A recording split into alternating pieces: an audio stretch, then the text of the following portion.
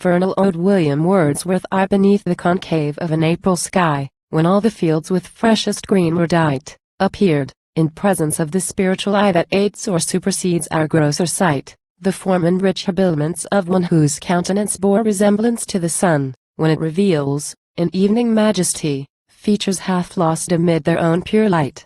Poised like a weary cloud, in middle air he hung, then floated with angelic ease, softening that bright effulgence by degrees, till he had reached a summit sharp and bare, whereof the venturous heifer drinks the noontide breeze.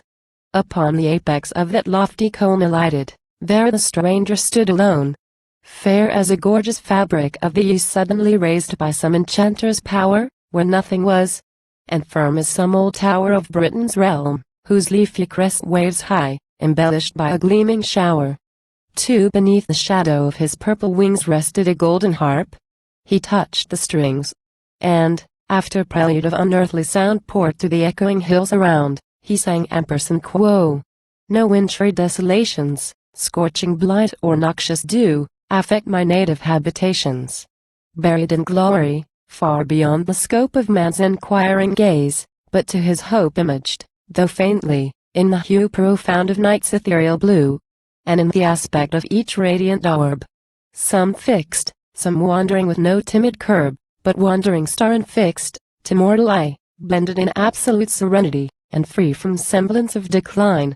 Fresh as if evening brought their natal hour, her darkness splendor gave, her silence power to testify of love and grace divine.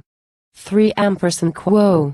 What if those bright fires shine subject to decay, sons haply of extinguished sires, themselves to lose their light, or pass away like clouds before the wind, be thanks poured out to him whose hand bestows, nightly, on humankind that vision of endurance and repose.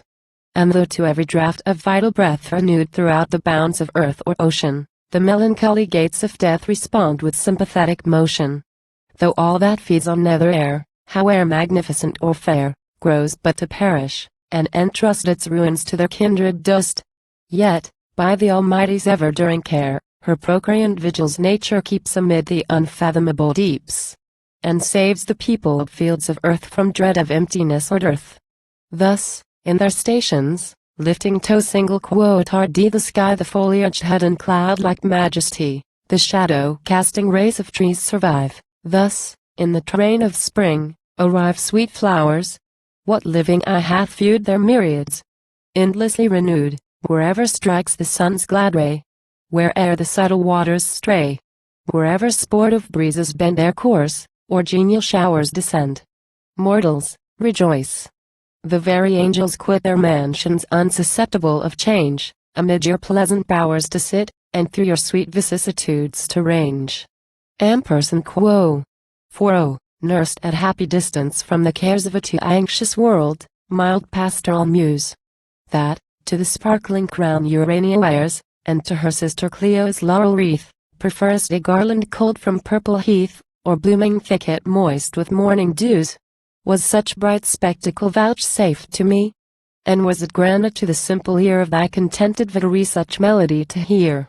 Him rather suits it, side by side with thee, wrapped in a fit of pleasing indolence, while thy tired lute hangs on the hawthorn tree, to lie and listen till o'er-drowsed sense sinks, hardly conscious of the influence to the soft murmur of the vagrant bee. A slender sound, yet hoary time doth to the soul exalt it with the chime of all his years. A company of ages coming, ages gone, nations from before them sweeping, regions in destruction steeping, but every awful note in unison with that faint utterance, which tells of treasure sucked from buds and bells, for the pure keeping of those waxen cells, where she a status prudent to confer upon the commonweal. A warrior bold, radiant all over with unburnished gold, and armed with living spear for mortal fight. A cunning forager that spreads no waste. A social builder. One in whom all busy offices unite with all fine functions that afford delight safe through the winter storm and quiet dwells. And is she brought within the power of vision? O'er this tempting flower hovering until the petals stay her flight, and take its voice away. Observe each wing. A tiny van. The structure of her laden thigh, how fragile! Yet of ancestry mysteriously remote and high. High as the imperial front of man, the roseate bloom on woman's cheek, the soaring eagle's curved beak, the white plumes of the floating swan, old as the tiger's paw, the lion's mane shaken by that mood of stern disdain at which the desert trembles. Humming bee, thy sting was needless then, perchance unknown, the seeds of malice were not sown. All creatures met in peace, from fierceness free, and no pride blended with their dignity. Tears had not broken from their source, nor anguish strayed from her Tartarine den. The golden years maintained a course not undiversified though smooth uneven. We were not mocked with glimpse and shadow then, bright seraphs mixed familiarly with men, and earth and stars composed a universal heaven.